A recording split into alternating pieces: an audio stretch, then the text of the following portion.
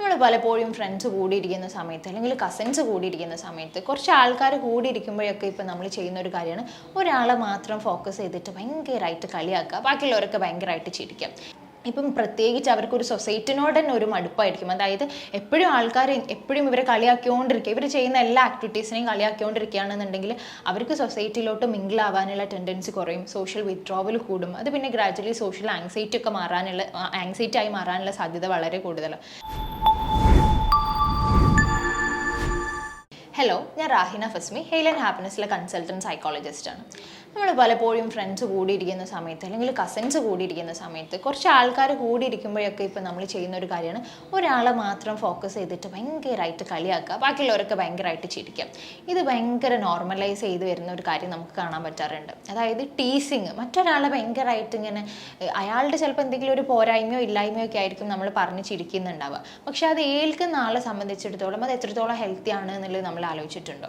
ഈ ടീസിങ്ങും ഈ ബുള്ളിയിങ്ങും ഒക്കെ ഒരു വ്യക്തിയുടെ സെൽഫിനെ ഭയങ്കരമായിട്ട് എഫക്റ്റ് ചെയ്യുന്ന ഒരു കാര്യമാണ്. ഇപ്പോൾ ബുള്ളിയിങ് ആണെന്നുണ്ടെങ്കിൽ തന്നെ, ബുള്ളിയിങ് എന്ന് പറഞ്ഞാൽ എന്താണ്, കുറച്ച് ആൾക്കാർ വേറൊരാളെ ഫോക്കസ് ചെയ്തിട്ട് അയാൾക്ക് ബുദ്ധിമുട്ടുണ്ടാവണം, അയാൾക്ക് സങ്കടം ഉണ്ടാവണം, അയാൾക്ക് പ്രശ്നം ഉണ്ടാവണം എന്നുള്ള ഒരു ഉദ്ദേശത്തോടെ അത് മനസ്സിലാക്കിയിട്ട് ഞാൻ ചെയ്യുന്ന പ്രവൃത്തി മറ്റൊരാൾക്ക് ബുദ്ധിമുട്ടാണ് എന്നുള്ള ഒരു അറിവ് ഉണ്ടായിട്ട് കൂടെ ആ ഒരു ഉദ്ദേശത്തോടെ ചെയ്യുന്ന ആക്ഷൻസ് ആണ് എന്ത് പലപ്പോഴും ബുള്ളിയിങ് ആവാറുള്ളത്.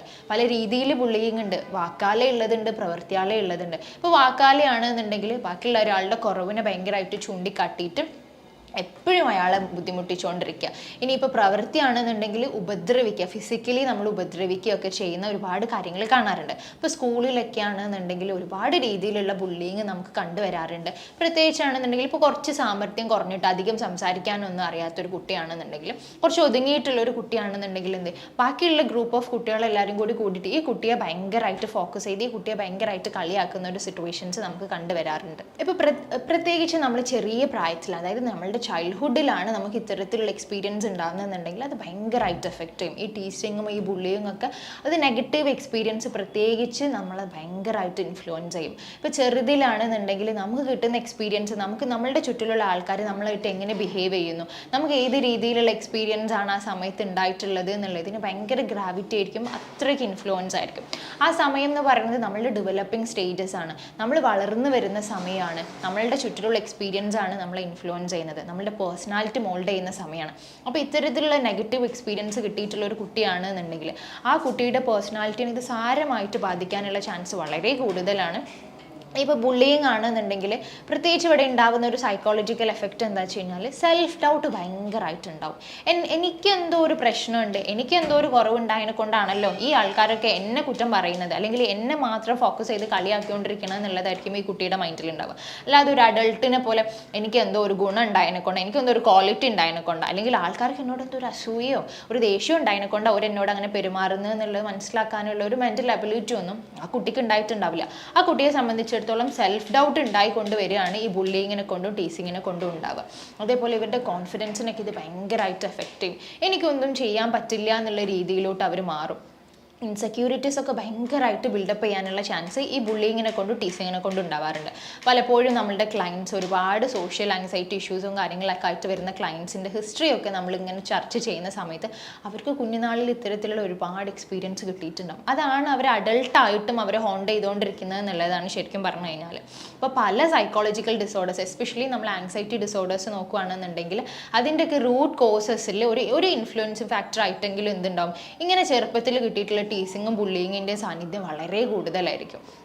ഇപ്പം പ്രത്യേകിച്ച് അവർക്കൊരു സൊസൈറ്റിനോട് തന്നെ ഒരു മടുപ്പായിരിക്കും. അതായത് എപ്പോഴും ആൾക്കാർ എപ്പോഴും ഇവരെ കളിയാക്കിക്കൊണ്ടിരിക്കുക, ഇവർ ചെയ്യുന്ന എല്ലാ ആക്ടിവിറ്റീസിനെയും കളിയാക്കിക്കൊണ്ടിരിക്കുകയാണെന്നുണ്ടെങ്കിൽ അവർക്ക് സൊസൈറ്റിയിലോട്ട് മിങ്കിൾ ആവാനുള്ള ടെൻഡൻസി കുറയും, സോഷ്യൽ വിത്ഡ്രോവൽ കൂടും. അത് പിന്നെ ഗ്രാജുവലി സോഷ്യൽ ആങ്സൈറ്റി ആയി മാറാനുള്ള സാധ്യത വളരെ കൂടുതലാണ്.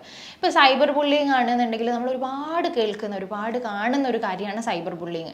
ഏതെങ്കിലും ഒരു സെലിബ്രിറ്റിയോ അല്ലെങ്കിൽ ഏതെങ്കിലും കുറച്ച് ഫേമസ് ആയിട്ടുള്ള ഒരാൾ എന്ത് ചെയ്യുക, സോഷ്യൽ മീഡിയയിൽ കൂടി അയാൾ ചെയ്യാത്ത കാര്യങ്ങൾ പറയുക, അല്ലെങ്കിൽ അയാൾ അയാളുടെ ഏതെങ്കിലും ഒരു കുറവുകൾ ഭയങ്കര ഒരുപാട് ആൾക്കാർ ഇതന്നെ പറഞ്ഞുകൊണ്ടിരിക്കുക, അയാളുടെ ഒരു കുറവിനെ മാത്രം ഇങ്ങനെ കമൻറ്റ് ചെയ്തുകൊണ്ടിരിക്കുകയാണെന്നുണ്ടെങ്കിൽ അയാൾ എത്ര സ്ട്രോങ് ആയിട്ടുള്ള ഒരു വ്യക്തിയാണെന്നുണ്ടെങ്കിലും അയാൾ അത് സൈക്കോളജിക്കലി എഫക്റ്റ് ചെയ്യും. നമ്മളൊരു ലോങ് ടേം ആയിട്ട് നോക്കുകയാണെന്നുണ്ടെങ്കിൽ പലപ്പോഴും ഒരു സൂയിസൈഡൽ ഐഡിയേഷൻസ് വരെ പല കുട്ടികളിലും റിപ്പോർട്ട് ചെയ്തിട്ടുണ്ട്. അതായത് ബുള്ളിങ് സ്കൂളിൽ പോകുന്ന സമയത്ത് ഇവർക്ക് ഇത്തരത്തിലുള്ള എക്സ്പീരിയൻസ് മാത്രമാണ് കിട്ടിക്കൊണ്ടിരിക്കുന്നതെന്നുണ്ടെങ്കിൽ ആ ചെറിയ പ്രായത്തിൽ അവർക്ക് ഇത് ഏൽക്കാനുള്ള ഒരു മെൻ്റൽ എബിലിറ്റി ആയിട്ടുണ്ടാവില്ല. അപ്പോൾ ഒരുപാട് സൂയിസൈഡൽ ഐഡിയേഷൻസ് ഉണ്ടാവും, സൂയിസൈഡൽ തോട്ട്സ് വന്നിട്ട് സൂയിസൈഡ് റിപ്പോർട്ട് ചെയ്യുന്ന ഒരുപാട് കേസസ് ഉണ്ട്.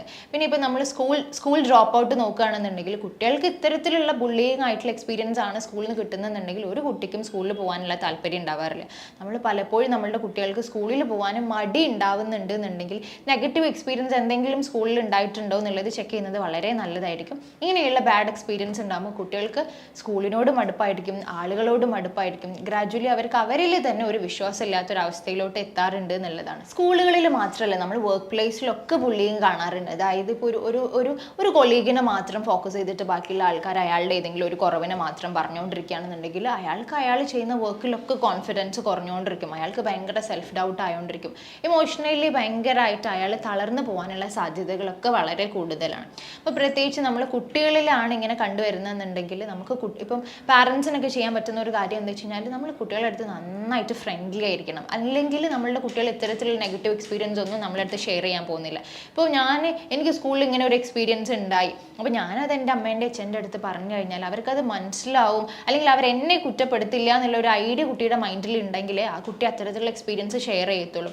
നമ്മൾ പാരൻസ് നന്നായിട്ട് ഇമോഷണൽ സപ്പോർട്ടും പാരൻസ് മാക്സിമം ആ കുട്ടിക്ക് എല്ലാം തുറന്ന് കമ്മ്യൂണിക്കേറ്റ് ചെയ്യാനുള്ള ഒരു സ്പേസ് നമ്മൾ പാരൻസ് കുട്ടികൾക്ക് പലപ്പോഴും കൊടുക്കണം എന്നുള്ളത്. അങ്ങനെ കൊടുത്തിട്ടില്ല എന്നുണ്ടെങ്കിൽ കുട്ടികൾ ഇത് ആരുടെ പറയാൻ പോകുന്നില്ല, ആ കുട്ടീനെ അത് ഭയങ്കരമായിട്ട് എഫക്റ്റ് ചെയ്ത് ആ കുട്ടിയുടെ കഴിവുകൾ എന്താണെന്ന് ആ കുട്ടിക്ക് മനസ്സിലാവില്ല, ആ കുട്ടിയുടെ കഴിവുകളിൽ വിശ്വാസം ഇല്ലാണ്ടാവും, ആ കുട്ടിക്കൊന്നും ചെയ്യാൻ പറ്റാത്ത ഒരു രീതിയിലായിരിക്കും ആ കുട്ടി വളർന്നു വരുന്നുണ്ടാവുക എന്നുള്ളതാണ്. പലപ്പോഴും നമ്മളുടെ ചെറിയ ചെറിയ കളിയാക്കലും, നമ്മൾ ബുള്ളിങ് എന്ന് പറയുമ്പോൾ കുറച്ചുകൂടി എക്സ്ട്രീം കേസസ്, പക്ഷെ നമ്മൾ പറയുന്ന ചെറിയ വാക്കുകളൊക്കെ മറ്റുള്ള വ്യക്തിയിൽ ഒരുപാട് ഇൻസെക്യൂരിറ്റീസ് ഉണ്ടാക്കും.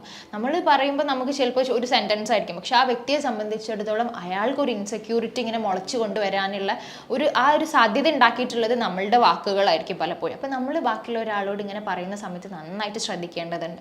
നമ്മൾ ഒരുപാട് ആളുകളുടെ ഡ്രീംസിനെ ഇല്ലാണ്ടാക്കും ഇത്തരത്തിൽ ടീസിങ്ങും ബുള്ളിയും കാരണം. നമ്മൾ ഫ്രണ്ട്സ് കൂടുമ്പോൾ നമുക്കത് ഫണ്ണായിരിക്കും, പക്ഷെ ആ വ്യക്തിയെ സംബന്ധിച്ചിടത്തോളം എന്താണ്, ആ വ്യക്തിക്ക് ഇൻസെക്യൂരിറ്റീസ് ബിൽഡപ്പ് ചെയ്യാണ്, ആ വ്യക്തിക്ക് കോൺഫിഡൻസ് കുറയാണ്, ആ വ്യക്തി ചിലപ്പം അയാൾക്ക് എന്തൊക്കെ ചെയ്യണം എന്നുണ്ടാവും, പക്ഷെ അപ്പോഴേക്കും അയാൾക്ക് ഈ കളിയാക്കലുകൾ അയാൾ പോലും അറിയാണ്ട് അയാൾക്ക് ഓർമ്മ വന്നിട്ട് അയാൾക്ക് ഭയങ്കര സെൽഫ് ഡൗട്ടായിട്ട് ഒട്ടും കോൺഫിഡൻസ് ഇല്ലാത്ത ഒരു അവസ്ഥയിലോട്ട് എത്താറുണ്ട് പലപ്പോഴും. വേറെ ഒരു ഇൻഫോർമേറ്റീവ് ആയിട്ടുള്ള വീഡിയോ മൈക്ക് നമുക്ക് വീണ്ടും കാണാം. Thank you.